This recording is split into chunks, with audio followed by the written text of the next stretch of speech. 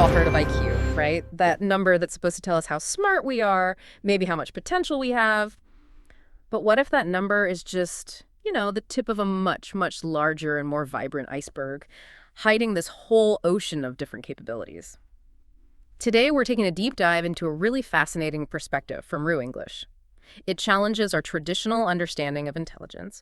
We're going to explore how human potential truly extends far beyond just a single metric, and how that impacts everything, how we learn, how we connect, how we thrive in the world. Right. And our mission today really is to uncover the truly multidimensional nature of intelligence.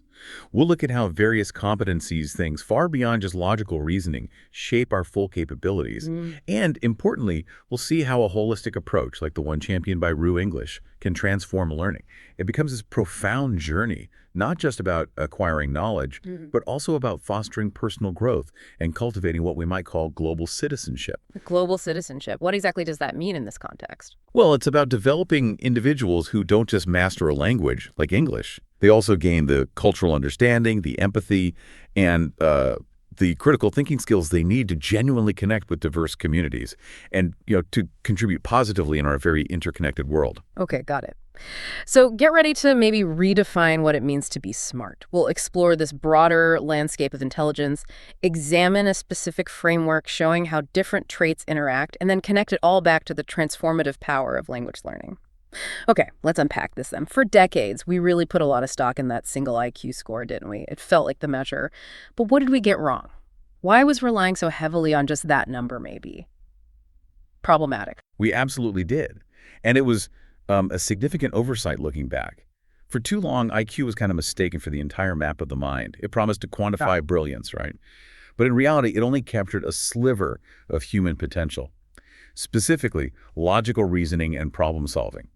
It's a useful snapshot, sure, but it's so far from the full, vibrant portrait of intelligence that truly exists within us all. So who helped us see beyond that? Who are the pioneers that sort of shattered the IQ monopoly, so to speak? Well, two prominent psychologists really stand out, Howard Gardner and Robert Sternberg. They were instrumental. Gardner's theory of multiple intelligences revealed a whole spectrum of strengths: linguistic, musical, bodily, kinesthetic, interpersonal, intrapersonal. Right. Things IQ tests don't typically measure at all. Exactly. And then you have Sternberg's triarchic theory. That emphasized analytical, creative, and practical dimensions of intelligence.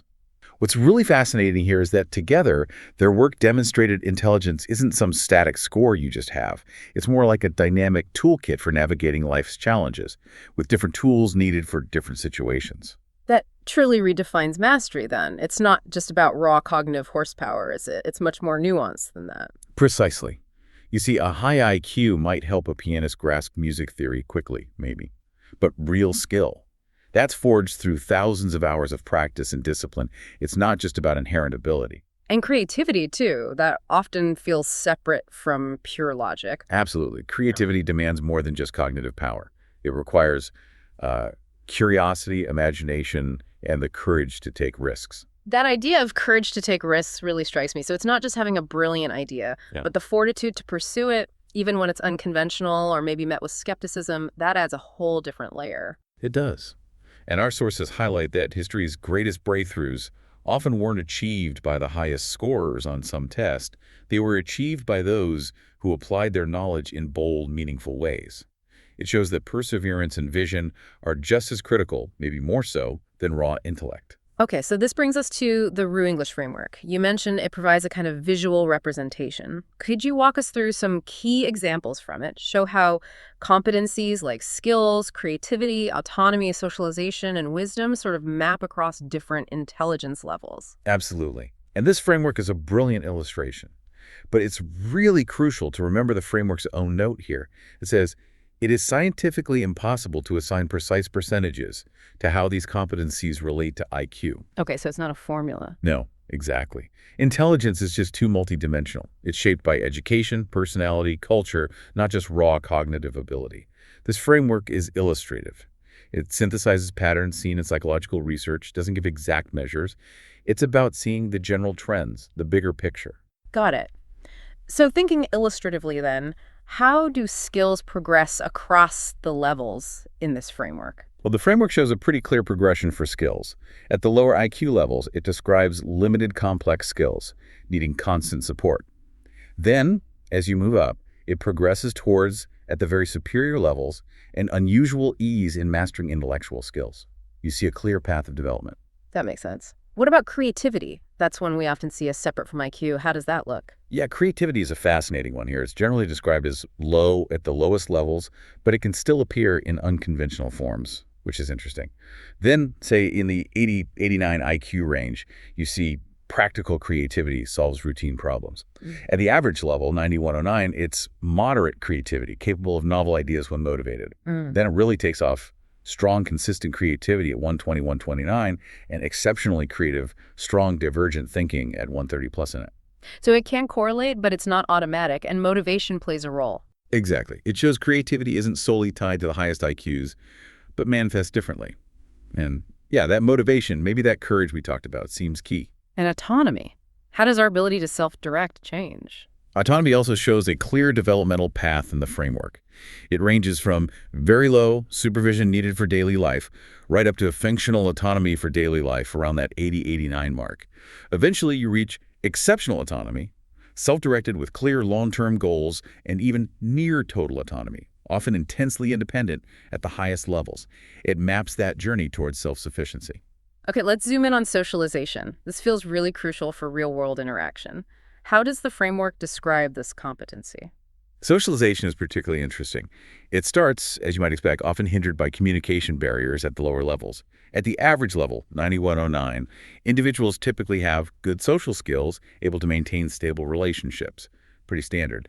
But here's what's fascinating. At the very superior level, 130 plus Tato, socialization is described as variable, can be charismatic leaders or socially withdrawn. Variable. So super high IQ doesn't automatically mean super social skills. Exactly.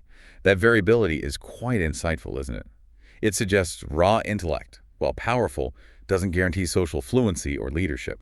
It's a nuanced reminder that human connection involves more than just logical processing.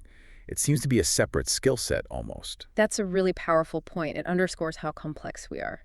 Okay, finally, wisdom. What does the framework tell us about its development? Wisdom is described as very limited due to difficulty with abstraction at the lowest levels. Makes sense. It becomes growing wisdom grounded in life experience and common sense, around the average range.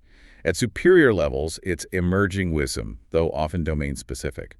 And crucially, at very superior 130 plus Sundersnat, there's high potential for wisdom, but not guaranteed. It explicitly requires emotional maturity and life experience. Not guaranteed. So even at the highest cognitive levels, wisdom isn't a given. Precisely. If we connect this to the bigger picture, this framework truly shows us the rich, diverse tapestry of human capabilities. It really emphasizes that a single IQ score only gives you a very, very narrow view of a person's potential for growth and contribution. True intelligence seems to be about fostering this whole range of competencies. Yeah, it really feels like socialization and wisdom emerge as particularly powerful, maybe underestimated aspects, especially for real-world impact and human connection. Absolutely, and our sources confirm that. Intelligence finds its fullest expression, perhaps, in how we relate to others. Social intelligence, that's defined as the ability to empathize, collaborate, interpret social cues.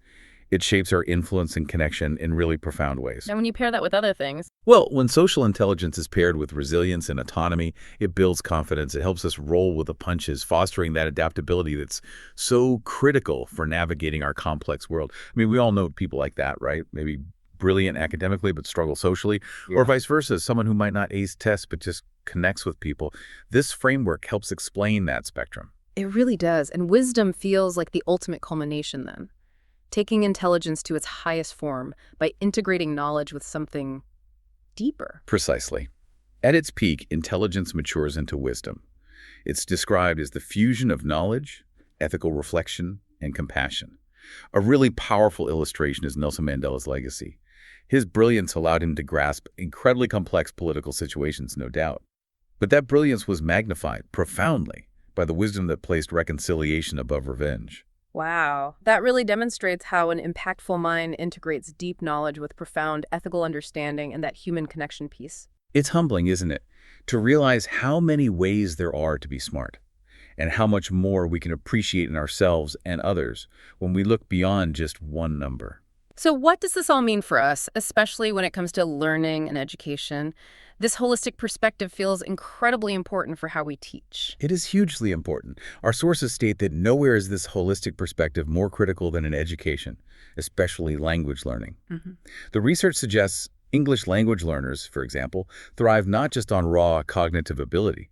They also rely heavily on motivation, emotional resilience, and supportive social contexts. So it's not just about memorizing grammar rules. Not at all. Consider the contrast. You might have a student who aces grammar drills but really struggles in a real conversation. Meanwhile, a peer with perhaps stronger interpersonal intelligence adapts effortlessly, even if their grammar isn't perfect yet. It highlights that language acquisition is far more than just rote memorization or logical analysis. It's deeply social, it's experiential, and it really demands a whole suite of intelligences working together. So the most effective teaching methods must embrace this broader view, integrate all these different facets, the social, the emotional, the practical, not just the linguistic mechanics. Absolutely. The most effective teaching methods recognize this. They integrate personal growth, cultural understanding, and expressive autonomy. It really is about developing the whole person. You see, learners with strong socializing skills and wisdom, they tend to engage more deeply with language, not just as a tool, but as a gateway to connection and understanding. How does socialization help specifically? Well, socialization accelerates language acquisition because it creates authentic, emotionally resonant interactions. You learn by doing, by connecting. And wisdom. That allows learners to navigate tricky cultural nuances and apply the language thoughtfully, effectively, ethically even. This sounds like the real core of the RuiEnglish method then, doesn't it? Going beyond just vocabulary and grammar to something much deeper, much more transformative. Yes, that's it entirely. By consciously aligning language learning with these crucial elements, creativity, autonomy, social skills, and wisdom, alongside the traditional cognitive skills, the RuiEnglish method transforms language from just a set of rules into a living system. It becomes a bridge, really, a bridge to global citizenship and a fuller expression of human intelligence. So it's not just teaching English. Right. It's cultivating global citizens, people who are well-rounded, empathetic, and equipped to thrive in our interconnected world. It truly emphasizes education as this pathway to personal growth and, you could say, moral development. It aims to make the learning experience profoundly transformative. Wow, we've certainly taken a deep dive today into the many faces of intelligence, moving far beyond that single number. We've seen how competencies like skills, creativity, autonomy, socialization, and yes, wisdom are all crucial to our overall capabilities. And we've explored how a holistic approach, like the RuiEnglish method, tries to harness these diverse intelligences for really profound learning experiences, especially in language. Yeah, and our journey today reinforces, I think, a vital message. True intelligence is about so much more than just what you know. It's profoundly about how you connect with others, how you adapt to new situations, and how you apply that knowledge with empathy, with insight. It's about fostering personal growth and really embracing your role as a global citizen in every interaction. So as you go about your day-to-day, maybe consider this. How are you leveraging your own diverse intelligences? Beyond just your raw cognitive skills, how are you using them to connect with the world around you, to understand the bigger picture? What little nuggets of knowledge or experience will you gather today that might contribute to your own growing wisdom and help you connect just that little bit more deeply with others?